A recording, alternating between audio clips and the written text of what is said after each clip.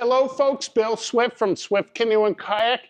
We have done a lot of product development for this year, and here is another beautiful plug that David Yost and his son Carl have put together for us. This is introducing the Cirrus, as in the high clouds, 14.6 solo canoe. And this is the prototype shape right here. This is going to be in production by March of this year. This baby's got about 2 inches of rocker in the front. It's very rounded in the chine area. It's got a very shallow arch bottom to it. The bubble is carried way up the sides on it. And it really makes it where your paddling station is an extremely comfortable position. As we move back on the boat, it's got about 1.5 inches of rocker in the back of the boat, so it really holds a line really nicely. And we're going to talk to the first paddler of this boat to get a perspective overall on it. So, Jeremy, why don't you come on in? Thank you, Bill. So you had the privilege of being one of the first people to paddle this beautiful boat. I did. You've made my week very, very nice. It was spectacular to be in both this and the 17.8 in the same day. This was a surprise to me. I guess the best way to describe this boat is delightful. It is spry, it turns quickly, it's stable, it's confidence inspiring. It was a great boat to go out in today when it was what, about -8 Celsius out? Yeah. So the river was snow covered. You don't want to go out and end up going swimming. And this is a boat that gives you plenty of confidence that you're not swimming.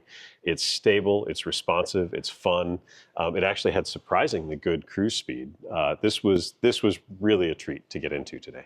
Now, I know you like to primarily use a bench shaft paddle. I do. And you paddled it first with the bench shaft. Yes. And why don't you tell the folks how that was for you? Oh, it was actually quite nice. If it had a foot bar in it, it would have been even faster because I could have translated more forward force into it. We already talked about that. A foot bar would be a great option for this boat. But paddling it sit and switch, it really did quite well. You know, there were 3 or 4 strokes per side between switches. Even in a marathon racing boat, I'm only getting 6 to 8. So that's a great ratio on a boat that's this short with this much rocker. Pulling a crossbow draw or, a stern rudder or any other corrective stroke that you needed, this boat responded immediately.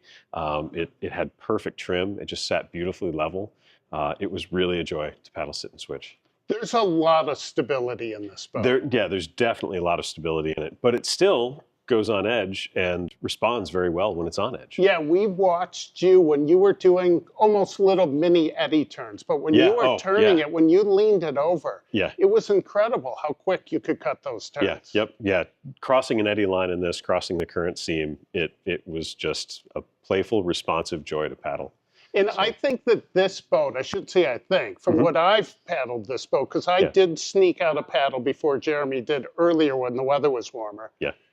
I can't believe that the carving ability of this boat, compared to other boats of this nature, is over the top cool. Yeah, I'm really surprised by the combination of its carving performance and its stability on edge with its stability on the flat. Normally a boat that's stable when it's sitting flat is difficult to edge, and it doesn't want to perform well when it's up on edge. And this boat was very happy in all of those positions, all of those realms. It's surprisingly versatile.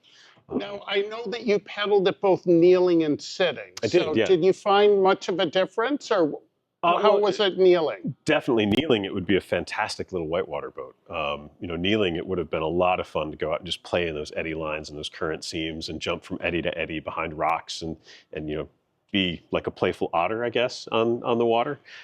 If it had a foot bar, paddling it sit and switch, you could also really just chew up the miles in a wilderness setting. So, if someone's looking for a boat that will do a lot of things well, this is a really well-rounded solo.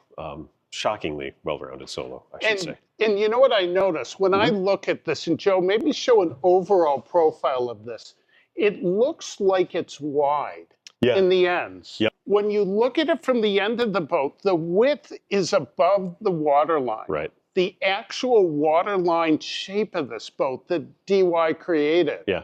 It's so efficient. And when we talked to him about this boat, Carmen, who runs our Algonquin test paddling facility, gave him what she was looking for. Yeah.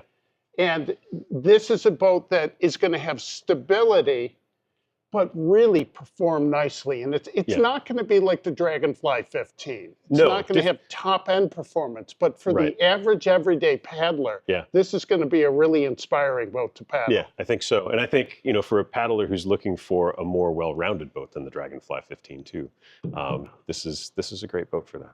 It'll do a lot of things. Beautiful. Kind of like a Swiss Army knife. So why don't we give it, I'm going to give it the thumbs up. I'm going to go 2 thumbs up too. The Cirrus 14.6, folks. See it this year. Cheers. All right.